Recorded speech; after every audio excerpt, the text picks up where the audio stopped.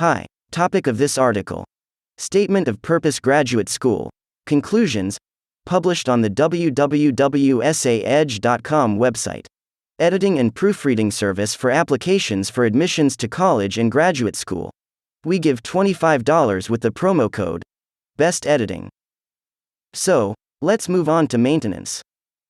When writing your Statement of Purpose Graduate School, you should be thinking about your conclusion while you are writing your introduction.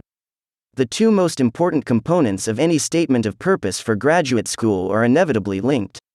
The introduction should present the ideas which define the theme of the statement and which will be reiterated and summarized in the concluding paragraph. The conclusion of a statement of purpose graduate school can be used to remind the reader about the highlights of the essay by restating them.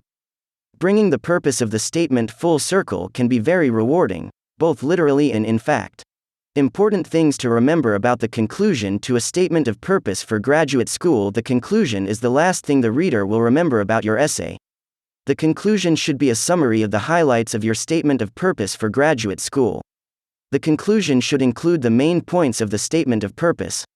The conclusion should be as well constructed and grammatically correct as everything else in the statement of purpose. Carefully review the conclusion to be certain that it reflects the strongest points in your statement of purpose graduate school. How should I conclude my statement of purpose? Is a question asked frequently by candidates writing a statement of purpose for graduate school. This question cannot be asked in isolation. The conclusion is developed out of the text of the graduate school statement of purpose. The conclusion restates the most important points of the essay, summarizing and reviewing them for the reader. The purpose of a strong conclusion, also, is to use the details and information included in the statement to confirm the progression of the theme from introduction through the body of the essay to the conclusion. The details in the body of the essay should support the conclusion. The conclusion of the statement of purpose for graduate school can be restated in an informative way, to vary the ideas presented in the introduction.